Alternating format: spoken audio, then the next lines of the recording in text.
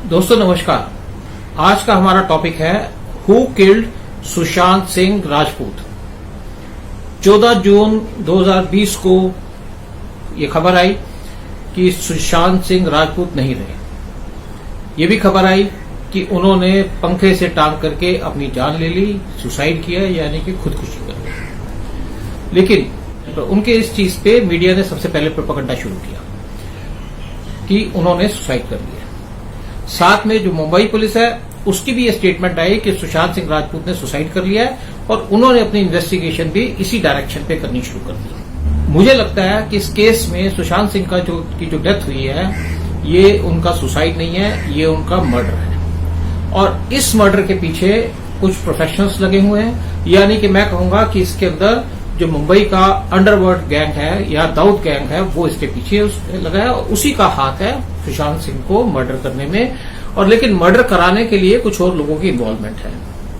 सुशांत सिंह के मर्डर से पहले एक दिन पहले यानी कि 13 जून 2020 को उसके घर के पास के जो सीसीटीवी कैमरास थे वो ऑफ थे या बंद कर दिए गए थे या खराब कर दिए गए थे, जिसकी वजह से पता चलता है कि ये जो किलिंग है इसको जो है सुशांत सिंह को मारा गया और ये एक बड़े प्रोफेशनल तरीके से इसका मर्डर प्लान और एग्जीक्यूट किया गया। सुशांत सिंह राजपूत ने कोई सुसाइड नोट नहीं छोड़ा। तो ये समझ नहीं आता मुझे कि मुंबई पुलिस ने कैसे मान लिया कि सुशांत सिंह राजपूत ने सुसाइड किया। सुशांत सिंह राजपूत अपनी डेथ से कुछ दिन पहले उनको थ्रेटनिंग कॉल आ रही थी, उनको धमकी दिए जा रहे थे, जिसकी वजह से वो बहुत परेशान थे और इसकी वजह से वो कई बार अपने घर के बाहर जाके सोया करते थे, यानी कि रात को घर में नहीं आते थे और अपनी गाड़ी में कहीं सुनसान जगह में, अकेली जगह में अपनी गाड़ी खड़ी करके पार्क करके उसमें सो जाया करते थे। वो इतने घबराए और इतने परेशान थे और नेचुरली जब प्रोफेशनल्स आपके पीछे लगे हों तो आदमी परेशान और घबराहट तो उसको होती है। और सुशांत सिंह के साथ दिक्कत ये थी कि ये बेचारा अकेला था। सुशांत सिंह ने अपनी डेथ से 1 महीना पहले 50 सिम चेंज किए। इससे इंडिकेशन लगती है कि उसको धमकियां मिल रही थी, जिसकी वजह से बार बार सिम चल रहा था। लेकिन दूसरी तरफ वो सिम चेंज करने की इन्फॉर्मेशन जो लोग धमकी देते थे उनके पास पहुंच जाती थी। पुलिस इस केस की बड़ी सीरियस इंक्वायरी कर रही है और जैसे हाई प्रोफाइल केस आते हैं तो पुलिस इंक्वायरी सीधे से करती है, बड़ी सीरियसली करती है। उसके 2 रीजंस हैं। आप अगर इंक्वायरी अच्छे से करेंगे या तो आपको उस आदमी को कन्विक्ट करना है जो उसने उसको मारा है, या आपने उन लोगों को प्रोटेक्ट करना है जिन्होंने इनको मारा है, या उसके अंदर, क्योंकि बड़े बड़े केसों में एक बड़ा रीजन भी होते हैं, कुछ जो करप्ट पुलिस वाले होते हैं वो इस केसों का फायदा उठाते हैं पैसे खाने का, क्योंकि यहाँ पे करोड़ों रुपए की इन्वॉल्वमेंट है, बड़े बड़े लोग इन्वॉल्व है, बड़े बड़े लोगों के नाम आ रहे हैं और नेचुरली बात है जब अंडरवर्ल्ड का नाम आ रहा हो तो आप समझ सकते हैं कि पैसे का खेल इसमें होगा ही, चाहे पुलिस हो चाहे कुछ हो। लेकिन दूसरी तरफ है कि डिपेंड करता है कि आपकी गवर्नमेंट कौन सी है। अगर गवर्नमेंट आपकी सीरियस है, क्योंकि नेचुरली ये केस महाराष्ट्र का और महाराष्ट्र की पुलिस और गवर्नमेंट दोनों के ऊपर क्वेश्चन मार्क्स रेज किए हुए हैं आज की डेट में भी। अब ये क्वेश्चन है हु किल्ड सुशांत सिंह राजपूत। ये तो पक्की बात है कि सुशांत सिंह राजपूत का मर्डर जो है प्रोफेशनल तरीके से किया गया। उनके अंदर जो इसमें इन्वॉल्वमेंट थी, अंडरवर्ल्ड की इन्वॉल्वमेंट थी, दाऊद गैंग की इन्वॉल्वमेंट थी, क्योंकि मुंबई में जो कुछ भी होता है वो दाऊद गैंग के हिसाब से चलता है, चाहे दाऊद गैंग हो या नहीं हो, लेकिन जो अंडरवर्ल्ड का कनेक्शन है वो दाऊद के साथ है, पहले भी था और आज भी है।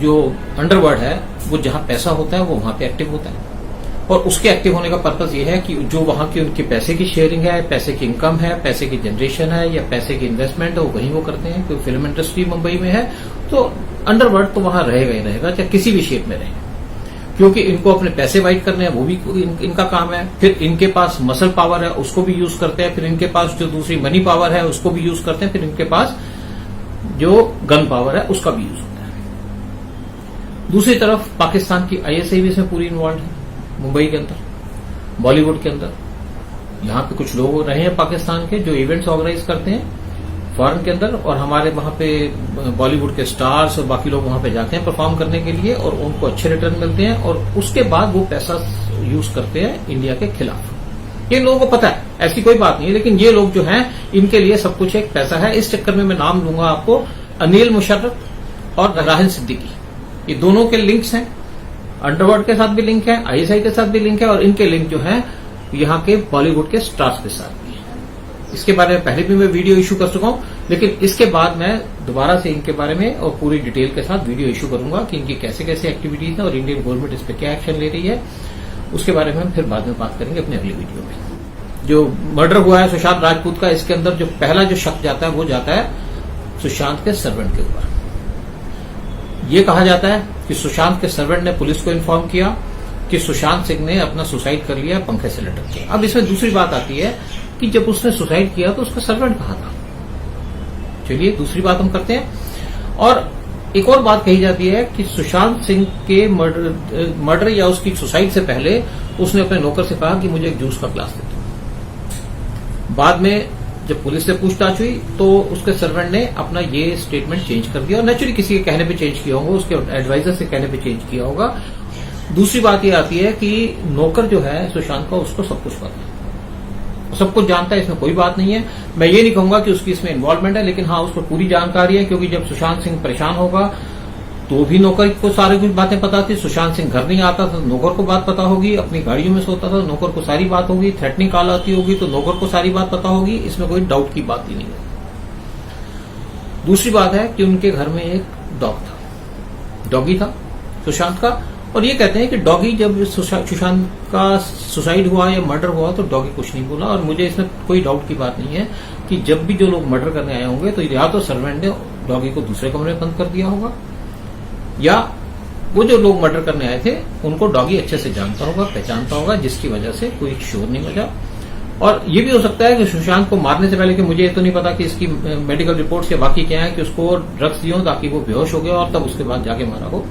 ये तो पुलिस की जो इन्वेस्टिगेशन उसके अंदर ही आएगा। दूसरी बात एक और है कि डुप्लीकेट कीज घर की मिसिंग है। अगर डुप्लीकेट कीज मिसिंग है तो किसके पास होंगी? नौकर को पता होगा कौन लेके गया हुआ है, या कोई घर में आया हो उसके बाद मिसिंग होगी, या सुशांत को पता होगा। सुशांत तो नहीं बता सकता, लेकिन नौकर को इस बारे में जरूर पता होगा, और ये उसके नॉलेज के बैठ।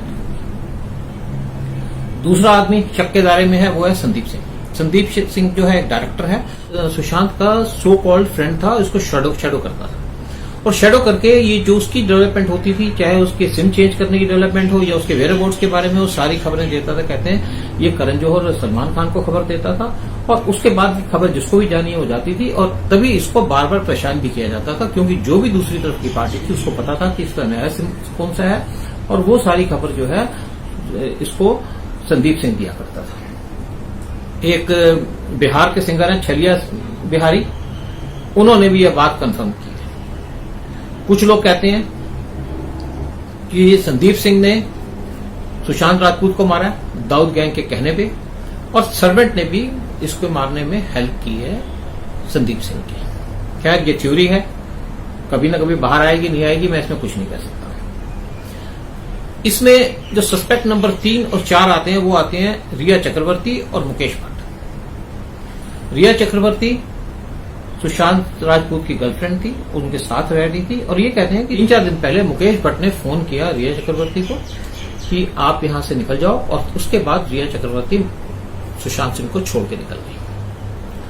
इसका मतलब यह है कि मुकेश भट्ट को पता था कि कोई बड़ी इंसिडेंट होने वाली है, रादर बड़ी इंसिडेंट क्या, उसको समझ आ गया था कि सुशांत सिंह को मारने वाले हैं।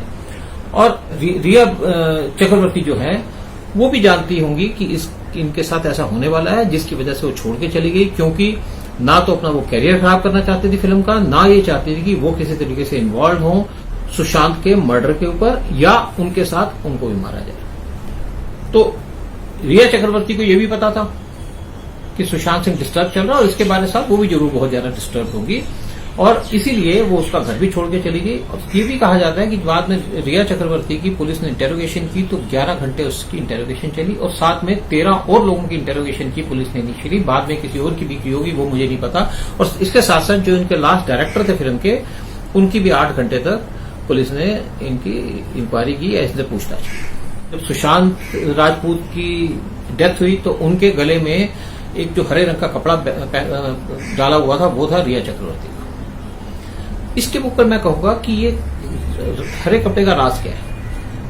हरे कपड़े का राज ये है कि किसी ने, जिसने भी उसका मर्डर किया है, वो इसका जो मर्डर है उसको एक पुलिस की इन्वेस्टिगेशन को मिसलीड करना चाहता था या मिसडायरेक्ट करना चाहता था, मेन इश्यू से भटकाना चाहता था उनका ध्यान। इसके साथ साथ और भी बड़े से लोग हैं जिनके बारे में बात करूंगा, उनके बारे में बात करूंगा मैं अगले वीडियो में। मैं इसमें यही कहूंगा कि भगवान सुशांत राजपूत की आत्मा को शांति दे, he should rest in peace. और मुझे लगता है कि ये पीस में तब रेस्ट करेंगे जब इनको जस्टिस मिलेगा। इसके बाद मैं अगले वीडियो में बात करूंगा कि कौन कौन से और मेन सस्पेक्ट्स हैं जिन्होंने सुशांत सिंह राजपूत के मर्डर की नॉलेज है और जो इसके फर्स्ट हैंड नॉलेज रखते होंगे या सेकंड हैंड नॉलेज रखते होंगे या उसमें इन्वॉल्व होंगे। क्योंकि इन चार जो लोगों का नाम दिया है, इनमें से सर्वेंट हो गया, या उनका जो एक डायरेक्टर दोस्त था वो संदीप सिंह हो गया, या इनका रिया चक्रवर्ती हो गई। इनको पता तो था, लेकिन इनका मुझे नहीं लगता कि डायरेक्ट इन्वॉल्वमेंट हो। अगर होगी भी तो पैसे के थ्रू की होगी, लेकिन रिया चक्रवर्ती की इसमें कोई इन्वॉल्वमेंट नहीं है। वो सिर्फ एक घबराई डरी हुई थी, जिसको डायरेक्शन दिया निकलने को तो उनके घर से निकल गई और उसको छोड़ दिया, क्योंकि वो अपनी डेथ नहीं करना चाहती थी, मरना नहीं चाहती थी। इसके बाद बॉलीवुड के जो और कुछ लोग हैं जिनके कनेक्शन है अंडरवर्ल्ड के साथ, उनको भी कोशिश करूंगा एक्सपोज करने की, क्योंकि पब्लिक को पता होना चाहिए। ये लोग बाहर के लोगों से मिलते हैं, उनके साथ पैसे लेते हैं, उनसे उनके कहने पे उल्टे सीधे हिंदुस्तान के अंदर काम करते हैं, और ये जो इनके पैसे खर्चने के बाद जब कमाई करते हैं वो करते हैं जनता से, आप लोगों से, हम लोगों से। तो इन लोगों का एक फ्यूचर में बायकॉट भी होना चाहिए। इसके बाद भी मैं बारे में फ्यूचर में आपसे बात करूंगा अगले वीडियो में। जय हिंद।